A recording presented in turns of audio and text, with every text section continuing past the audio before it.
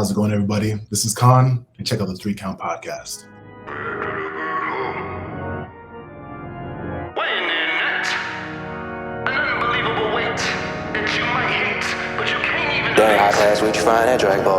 Welcome, everybody, to another great edition of the 3 Count podcast presents Now Ancient Marine. I'm your host, Clifford Red Dog Miller. That's right, the man that leads you up this mountain called wrestling. You should call me a Sherpa because that's what I'm trying to be. But like every good Sherpa, you gotta have someone who's been there, done that, and can do it more efficiently than you can. And that's why our guest that's coming into the ring today, he comes to us from AEW, ROH, DPCW, Wrestler Co., IHPW, BIW, RCW, MCW, and SWE Fury. He is 1/5 of STP, but he is all bad ass. Y'all know him. Y'all see him. He's the man, Kaun. How's it going? Yo, what's up, man? Thank you for coming on the show. Oh, definitely appreciate the opportunity. Yeah, man. So, listen, we had Shane Taylor on. I wanted to come to you because I was like, he was like, listen, man, the man is a presence. And he was like, hey, we're going to get all my boys on here. I was like, yes, we are. And so I was like, yo, but I saw you, like, I've been watching like a lot of your work and stuff, man. I just got to say, like, one, I'm a massive fan. And two, like, yo, man, what do you do to get like cut? Like you're cut up, bro. I tell people the biggest thing is probably consistency. Literally, someone today asked me what I do at the gym, and like first thing I think about in my head, I've been working out for like 20 years. I've been doing this since high school. But as I got older, it's all about functionality. It's about consistency. I train like a madman, probably for like an hour every day. I fast, eat pretty healthy for the most part. So, but as long as I'm consistent, like I'm really pushing myself really hard every time I do the workouts, that's really the biggest thing. But I was like, watched you in your match with Adam Cole, and I was like, God bless, man. This dude is just like he's just ripped out. I was like, even your abs have abs on them. I was like, like Tony Nese is like jealous of you. Like, I'm just saying, like, it's a thing. I saw some people tweet about that. Made him look like a child. So. Well, I remember like I listened to his like interviewing too, right? And he was talking about how like at one time he's putting down like 5,000 calories a day. And like now he's like I've tapered off. I'm only at like 4,000 to 4,500. And I was like, bro, that's still a lot of food. That's a lot. I'm like around 2,500, and that I'm pretty good with that. But like I don't know how people eat more than that. It's a lot. That's hard effort to like eat 5-6 meals a day. Yeah. I think at one time he said too, he's like, dude, I just go buy like a rack of Oreos and just crush them. I was like, dude, no, I can't do that. I'm like getting close to hitting 37 this year, right? I'm like, and I put down probably like right about 2,100 calories. And I'm like, I'm still like just stuffing my face and I just feel disgusting. I was like, nah. That feeling. I can definitely smash some Oreos real quick, but the next day, same thing. It's just like, I don't know. That. Bet. Well, my first question, man, I'm just gonna ask right off the jump is, who is Kaun? Man, I think I'm still figuring that out to an extent, but I know when people see me, like my ring presence, aggressive, kind of cerebral, like very precise in my movements. I'm getting known to be like one of the hardest hitters on the indies because I hit people with no remorse. Like if you wrestle me, you're gonna feel some impact. And just like I like to dominate my opponents. That's my mentality. Like I realize that not a lot of people are as aggressive as I am, and I was trained that way too. So I'm like stalking my opponents and like, what are you gonna do? I just literally just got done watching like The Last Dance with Michael Jordan, and his mentality of how like he was a tyrant. That's what I aim to be in the ring. Yo, but like that man was a presence. That man was a presence as well. You know what I mean? Like there was something about him where you're in practice and you're like not going as hard. He just walks up and just smacks you right in the face. Exactly. Like that stuff resonated with me. He was like, but the one thing I like that he said is I wouldn't ask people to do something that he wouldn't do himself. Right. So when I train, especially like in the ring, out of the ring, if I'm not doing it, I'm not going to ask you to do that. But have that intensity when you're here. Like put the work in. This is how you become successful. I like that though, and that's definitely like a good model to like kind of live by. I'm just curious, man. Like, how did you get into the sport? So like most people, I feel like you fall in love with wrestling when you're a kid. Grew up right around the DX age, Hardy Boys, TLC matches. That's when I got introduced to wrestling. Before that, didn't even know what this was. And then again, like most people just like fall out of love with wrestling when you're like growing up and you're in college and you don't. I don't know. Even that era of wrestling, I didn't really care for when I did check it out. I just got to a point back in my life where I'm like, I got to do this. Like I got to attempt to see how this feels. And I think after my first bumps in the ring, I was hooked. I was hooked like as if I was a kid again, just becoming a fanatic of going to training an hour, 2 hours early just to like sit in the ring and just feel the ropes. Like something about sitting in the ring was just so calming to me, like my happy place. So I've been obsessed ever since I started to do it. I feel the same way, man. I know, like when I get my bag put together, I tell everybody, I was like, it's like those Friday nights in high school football. Yep. Like you're dressing yourself, and like it's just you. It's like a switch just goes off, right? And then you just like everything stops, like all the noise deads, and it's just you, and you're just thinking about like what's going on. I think about that all the time, and then like I like to do the same thing. Where I get in a ring, I like to feel out the ring, but then I get in a ring, I'll just sit and chill and just like stare off and just think about like what's gonna happen, right? So it's definitely cool, and I think it's weird too because like I used to never be that way, right? Even like during like high school football, wasn't it the same thing? I was just kind of like, oh, whatever, I'm playing sports, it is cool, but it's just something about being in the squared circle where you're just like, you know what? This is my happy place right here. Exactly. Like, and the other person coming in is fucking with my happy place, and I'm gonna have to fuck them up.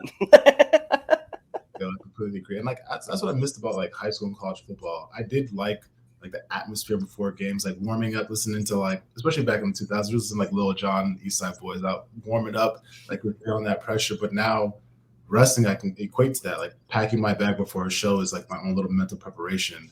And then getting there and just like taking the moment to tie my boots, my headphones on, and just like self-actualization, visualization, get in the ring, stretching. Same thing as you, like just I zone the hell out. I'm just like, one, I'm tripping out of my mind that I'm even still doing this. Like this is just the coolest thing ever.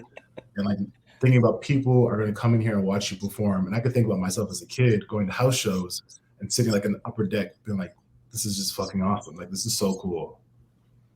It's wild to me too, man. Like I've had kids come up to me and they just tell me they're like, "Oh, you're my favorite wrestler." I'm like, "Whoa, you need to chill because like you clearly don't watch enough wrestling because I'm not that dude. Like I'm sorry, but it's just so surreal to me to hear like people tell you, and then you think about it too, like people are paying to come watch you, and I'm like, why would anybody want to come pay to watch me? Exactly. Like I'm a weird guy, like.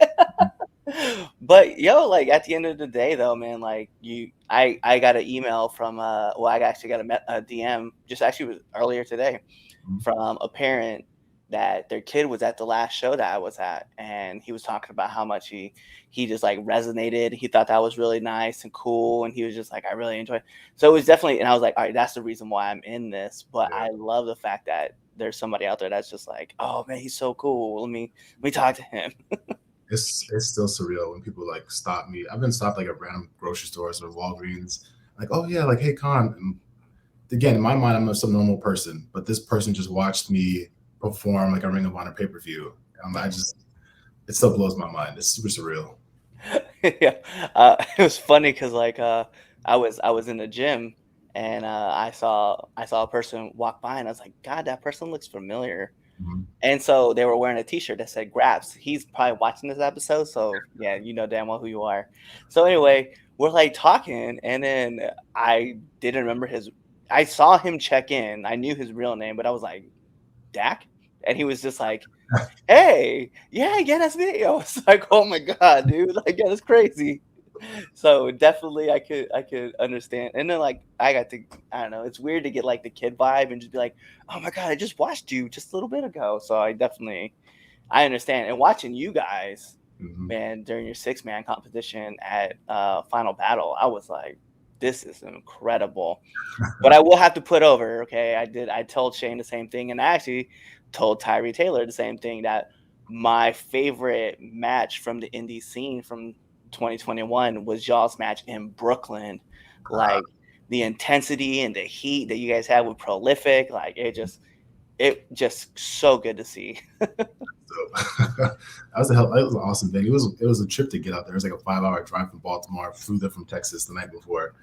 But like them dudes, I seen them cutting that promo. I'm like, oh, they really talking some shit. Okay, So me and Moses were ready to swing for the fences on these dudes. They were super nice, like cool guys to work with, but just like the atmosphere alone, like being in Brooklyn and like they had their own little vibe there. That was a dope match. And you could just see like the dynamic that y'all had. I was like, this looks like 6 dudes ready to go to war, and I was all about that life. I think so. Me and we have our debate show, and Chaz is the guy who runs the debate show, Mhm. and we've probably watched that match between the two of us probably close to 8 to 10 times, and we're just talking like from the moment that it dropped on YouTube Mhm. till like this morning. So I'm curious, man, because I want to talk about this match, Mhm. and I know there's other matches out there, but I gotta know, man, like what's the hardest that you've been hit? Hardest of it, two people. One against Gary J at Palais Pro. I chopped him and he chopped me back, and I thought like my heart stopped for a little bit. And then he just kept chopping me, and I was like, "This is." I gritted my teeth so much that match. And then Andrade, I knew what was going to come when I slapped him, but he slapped me so hard, like it felt like my mind was rebooting, and like I put my head down because I thought I had a concussion right there. I was like, I didn't even know what part of the ring I was in, and I like woke back up a little bit. And I was like, okay, here we are. But if anything, that to me set the tempo for like how hard. Like not everyone likes to get hit that hard, but if he's hitting that hard, then I can hit super hard depending on where I'm at. So I'm Right. trying to look as real as possible and pull no punches.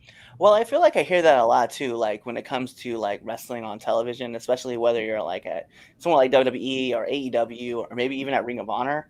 Mhm. But like a lot of people always encourage like make it as real as possible and lay it in if you're gonna lay it in. Of course, like that's the way that I was trained, and these people need to connect with you through the TV screen. So like we already know what wrestling is. So for them to really feel that intensity, that emotion, like that physicality, lay it in. Like be safe, but like lay it in and make the people see and feel that struggle, feel like that pain, that the physicalness. So I'm all about it. So I'm curious, man, and we're gonna go from like one of the hardest hits. Let's talk about one of the worst bumps you've taken. Oh shit. I think I've been fortunate enough to not really take anything too bad. I did take like a sit out power bomb one time, and I was like hesitant to take it in the first place, but I landed on my lower back and it was fine. But I remember people pulling me aside when we got to the back, like, "Hey, if you bump like that, you could get paralyzed." And then the next day, it was so hard to get out of bed, and I was like, "Okay, I need to make sure that like no matter what the bump is, just attack the mat. Like I need to protect myself because that ruined me for like a good 2 weeks. Like, Damn. it hurt so bad. Like it was Mm-mm. like eternal pain. I don't even know what the hell happened." Nope, nope, nope. I, I I love taking power bombs, man, but there's just something about like Mhm. you just gotta make sure that you Yep. gotta go down. It's like you said, attack the mat. I don't get picked up too often, so like I'm not really used to people throwing me around. But when it's always bigger dudes, I'm like, oh, they're actually gonna slam me. Then it's just like a little apprehensiveness in my mind because I'm typically the one throwing people around. Right. Yeah. I don't get to be that fortunate, man. I'm 5'10", 210, so I'm getting thrown around. Or like one of my favorite things is like I've kind of played with the idea of like how I wanted to like present myself, right? So like when a ring announcer brings me in, right? He says I'm 5'6" or 6'2", depending on what convenience store I'm running out of. Okay. Like I think it's just the funniest shit. Or like one time I tripped one guy out because he didn't know what like I meant. I was like, he's like, well, what's your weight? And I was like, for it. Okay. And he's just like, oh, okay, cool. He's like, I wait for it. He's like, oh, like, yeah. And then the other part was I had another lady. She was like, well, where are you from? I was like, the island of misfit toys. So I was like, I love like playing with those ideas and just like making my character as like random as possible. That's hilarious. So I'm curious, man, because I know that you're a man that you maybe don't eat a whole lot of food, but you might have a lot of little mini meals. So after a Uh, match, man, or after an event, I'm just curious. Do you have like a post match meal or post match snack that you have to have? um, typically on those days, my calories are kind of limited. I make sure I eat just 'cause I need the energy for the match. But after that, it's kind of free game. So if things are open, like there's a couple cool Mexican spots down here in San Antonio that we'll go to after, or we'll go get burgers, like whatever's open, and I'm craving that week. I'm like, that's what we're eating after the show. Bad. All right then. So one of my favorite questions to ask people, because this is genuinely where I feel like I get like a lot of knowledge out of it. What is one of the hardest lessons that you've had to learn? All right, in life or like in wrestling? Why not both? Okay. Yeah. That's a good question. I guess I can relate it to wrestling just because I got into this when I was older. You're so used to like, especially being an adult, like being good at things. I think that you learn everything that you learned in like college, high school, whatever, and you're typically good at things and pick them up quickly. But wrestling was the first thing as an adult that I was new at that I sucked at, and like the patience that it took, and like my coach humbling me, like you're not going to be good at this once you start. Like you're learning intricate movements, you're learning body control. It's like gymnastics to an extent. You're also performing, and like the first day you're there, like okay, I'll get all this real quick. And no, it takes years to become really good at this thing. And that was probably like the most humbling experience I had probably the past 10 years of my life, just because I was cocky. I walked in, like, I looked at other people there because everyone signs up for wrestling. Like, they want to see what it feels like. I'm like, okay, I'm in better shape than all these people. And then even the cardio drills, I was blown up immediately. And I was like, holy shit, okay, maybe I won't be that great at this stuff. And I had to just like take a step back and be like, all right, every time I come to practice, it's a challenge, but I'm not going to be good at this stuff as long as I continue to practice and like listen, take notes, and I'll eventually get it. But this is something that I'm just not going to, you're not going to learn everything in 2 days. Like you're just not. It's going to take years and a lot of fucking effort and time to become great at professional wrestling. Yeah, I feel like that. I mean, that's like the best thing. Just like in life, like you're meant to be humbled. It's something like I tell a lot of people, like when I'm in the gym and stuff, and they ask me like for advice, I'm like, listen, man, the only reason why you come to the gym is to be humbled, right? Because that's what we do. Like we're always like, all right, we're gonna bench press the world, right? Like you go up there and you throw up 315 and you're like, yeah, I'm about to get this, and then you don't, and you're just like, all right, well then we'll just back this down to a weight and work back up. And I like that you can relate that to like wrestling, because I know like even for me, like I'm still like learning and I'm still like trying to understand the process, but I feel like I got a cool little inside edge because I get to do this podcast and talk to people and ask them for advice and then learn more about what I'm not supposed to do and then still make those same mistakes. Like Exactly. And even like you said with the gym too, I've noticed as I've gotten older, like I said, I train for functionality. So my ego, I don't like, because I remember when my coach was like, all right, when you go to the gym, like my shoulder is banged up. He's like, you have to do like 2.5 pounds and like check your ego. And I'm like, I'm already at a point where I don't lift for ego anymore. I see people there trying to like deadlift and squat 500-600 pounds. I'm like, no, I'm cool doing 75 dumbbells. That's functional for what I'm trying to do in the ring. I don't give a damn about benching 225 32 times. Like I'm already in my 30s. I don't care. I'm just trying to be healthy, be safe, again, trying to be functional. I'm trying to like live into my 50s and 60s and be able to like move around okay with not a lot of pain. That's all I care about. yeah, that's cool. That's cool though. Like I know for me, like full transparency, I don't know if I've ever told this story on the show. Mhm. I got into the gym like 5 years ago, right? And it was because my daughter like poked me in my stomach and was like, "You're kind of fluffy." Oh And my shit. wife started laughing, and I was like, "Oh damn!" Like I become that guy, because I was like trying to convince myself like I was still in shape. And I was like, I become that guy, and I was like, that's terrible. And so like I got into the gym, I started lifting, and I got linked up with a couple dudes who are like, they're all trying to lift for power. So the one thing that I wanted to do was like, I'm gonna reach the 1,000-pound club, and like that's it, that's the goal. Like now it's just time to like get me to me, right?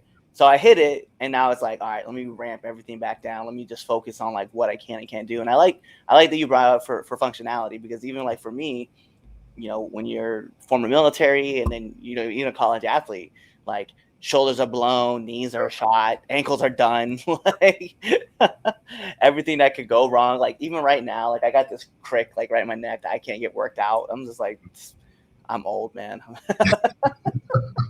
And like wrestling doesn't help this process at all. That speeds it all up too. So as long as you're like doing something active. And I tell my parents or like relatives that I have that don't really train, like you sleep better, you feel better, like all that stuff comes into play with like how go like it doesn't have to be about lifting weights and like looking good. That's a byproduct to me of working out. But like even just sleep, I sleep fantastic. I sleep through the night. I go to bed early. I wake up early. Like that stuff plays into play. Getting up and like walking my dog every day. Again, no pain. Like that stuff means the world to me. And if anything ever like catastrophic happened or I had to move by myself or like do something, I can do it because I've been training myself, preparing myself for that functionality. Yeah, I bet, man. So I'm curious, like, what kind of advice would you give to up and coming wrestlers? Uh, hmm. I guess one would be humble because you're not going to get this in the day. And then I said this on other podcasts. For me, really make sure you want to do this. It is okay if you want to come sign up and see what it feels like and like live out this life dream. That's what we're all doing, right? That's why we sign up to do professional wrestling school. But if you want to be good at this business and succeed in this business, make sure you want to do this shit. The first thing that I learned from my coach RJ Meyer was like, this is going to change your life and it's going to take over your life. Once you get into the business, you realize like you're training a few days a week from the school, but then you're lifting outside of school. For me, it's character development. You're watching movies, you're taking notes, you're thinking about like personality traits, how to sell. You're wrestling the Invisible Man at home. You're traveling for shows. You're traveling to go pick up people from the airport.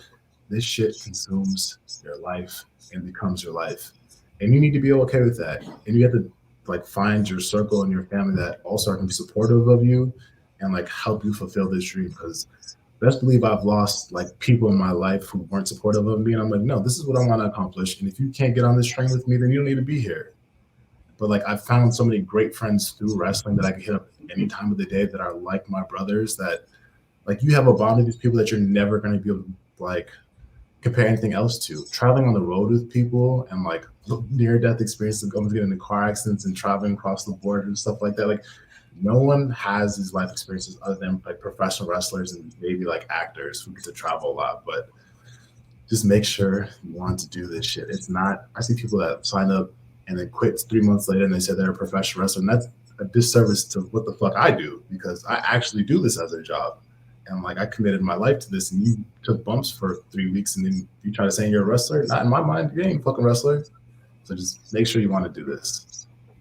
Yeah, it was something that I had to work on too, and like talk about because I've asked other people like that same kind of question, and they've Mm-hmm. all kind of said like similar kind of ideas, like like if you want to be a weekend warrior, by all means, be a weekend warrior, and just say that that's what you want to be. Like, if you want Exactly. to be an indie wrestler, be an indie wrestler. But if you want to be a pro wrestler, like you got to dive into all of this, For real. and like I agree to I agree to an extent, right? Because like I know for me, like I'm old, like, and I'll be okay, like just coming in and working on the weekends and stuff like that. But I want to be that guy too that like hits the road and travels around. I don't want to get near death experiences, but I'm sure that'll happen because my friends are not great drivers. Mm-hmm. But like it's those things like in life that I'm like I find myself like booked every weekend and like I work. And then I make sure that like one of those weekends like I'm not working so I can just spend the time with the family, right? Yeah. Because like at the end of the day, like that's Oh yeah. it's important. And you said it too, right? Like you want to make sure that like you have that family. Like I have my brothers that I kick it with like on the road, and then I kick it with my brothers off the road. That's definitely like the hardest thing for me, especially when I just moved to Texas. Like trying to find your like tribe outside of wrestling, because again, this consumes your life. So like for me, it's trying to find like flag football leagues to hang out with people that don't know what the hell this world is that can just talk about normal shit. Or Yeah. even like I still have a shoot job, and like these people don't even know what the hell that I do. So it's like, okay, like what did you guys learn about this week in the design world or whatever? Like that's cool to have because you need to try to find that balance. Um, but I tell to people too, like you said, if you want to do indie wrestling or whatever, like cool, do that. Uh, I just like I get really upset when people claim to be something, and I'm like, nah, man, you're really not. Like you can't stand toe to toe with me, so I don't know who the fuck you think you are. Bet. Well, I'm curious, man, because you have been in a lot of locker rooms and you've done a lot of traveling, right? So I just need one do and one don't of the locker room. One do is wash your gear.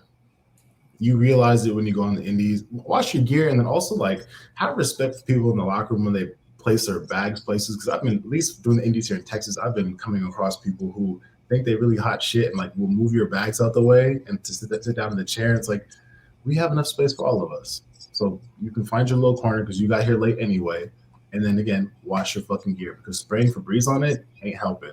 Like, literally get home from a show. I know how much I sweat.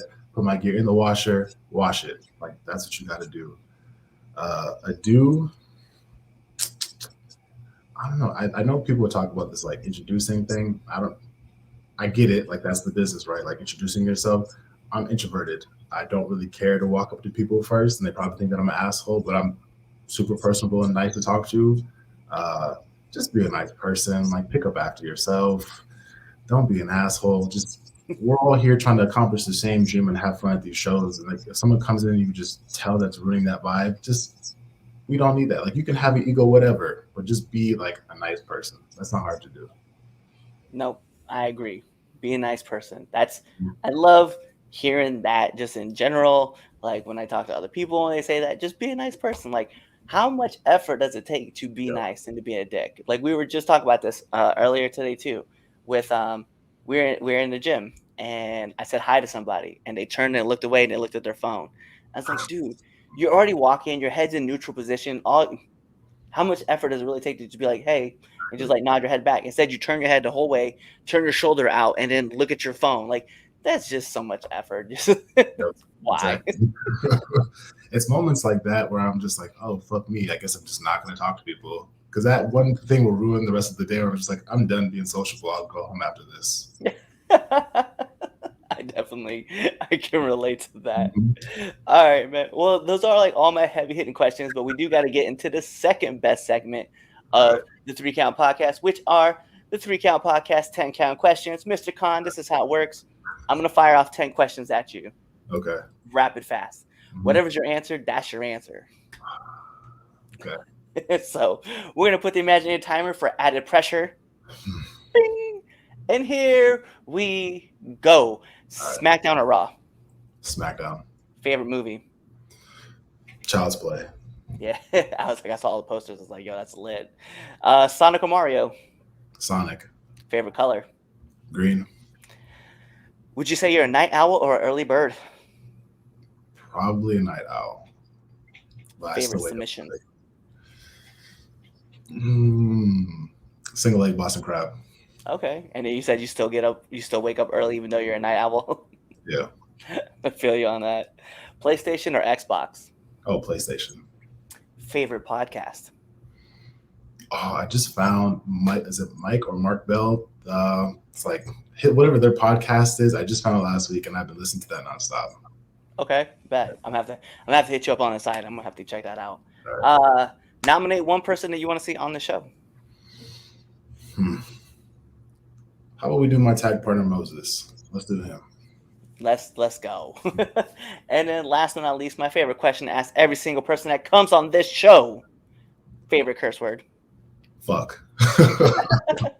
Everybody needs a good F-bomb, man. That's what it is. Yep. Like, and I'm trying to get this, like, I say this every time anybody brings that word up. It's because there's a YouTube video. It's worth it 2 minutes and 39 seconds. It's called The History of the F Word. Okay. Go check it out. It's one of my favorites. And I tell everybody, I'm like, yo, if you're not watching this is like the best shit ever. I don't know what, like, I watched this like Instagram clip of Gary Vee and he was talking about cussing. And like this news reporter was like, well, you cuss a lot. And he's like, but why do you care? Like, why do you care what I say? This means so much more to you than it does to me. And I'm going to say what the fuck I want to say. So like, you can go home and be mad about it, but I'm still making millions of dollars. So it doesn't matter. Well, and I like it because he said it to himself. Is that it's because it's authentic to him. Like that's who he is, and he tells his kids. And I remember, I think it was a lady was like, "Do you let your kids do that?" And he was like, "Of course." Yep, exactly. He's like, yeah. I was like, yeah, I definitely do. I was like, I think it's fun, and I think it's fun cursing him, but two, I agree with him. I was like, it's not your problem. It's if a teacher hits me up and says, you know, your daughter's cursing in school, like, bet. What the fuck did she say? I can continue the lesson plan. Like, why does that matter to you? Yeah. Did it hurt your feelings? Did it hurt their feelings? I don't really care. Exactly. it was funny, man, because like my daughter, she'll jump in the ring every once in a while, and we'll show her something different to just mess around with. And and we've taught her how to chop, and she's got a mean chop, right? And but we've always told her, right, like you're not allowed to just go around chop your friends. Like Mhm. someone has to cause the problem. And I tell her, I was like, we don't go looking for fights, we just finish them. Okay. And so I was like, I can't wait for the first time that her teacher like hits me up and be like, do you know what your daughter did? Like, whoa, whoa, whoa. First, what did the kid do to her? I was like, Exactly. that's what I need to know. What did they do to create this reaction? That's what I want to know. That's what I want to know. Yep. Bet. But Kaun, the last thing I need from you is to let our viewers and our listeners know where they can find you. You can find me on Instagram at @the_Kaun. For some reason, people can't find that. It's that simple. Just look me up. And then I'm at @the_Kaun on Twitter. And that's about the only two that I actually care about. So follow me, subscribe to my YouTube page. It's at @the_Kaun. I have a bunch of my matches on there. So check me out. Bet. There you have it. So in instance of a match, you guys know what this means. We got to take it home. Because this is the 3 Count Podcast presents Now Entering Ring. And like I said, I'm your host, Clifford Red Dog Miller. That's right, the man that leads you up this mountain called wrestling. But like every good Sherpa, you got to have someone who's been there, done that, and can do it more efficiently than you can. And that's why it's never about me. It's about who's entering the ring. And now entering ring, you see him right next to me, Kaun, the cut man, the man who's just got abs on top of abs and muscles on top of muscles. But you know what that means. You guys need to tune into the next episode and be there, or you just wait for this to end. You wait for that outro, and then you choose another episode. I like that. Peace. What's going on, 3 Count Nation? I'm Clifford Red Dog Miller with the catchphrase. But what I really want you to do right now, go to twitter.com, right? Go over there, find us at the 3count_pod, give us a follow, give us a like, give us a comment. We want to talk to you guys.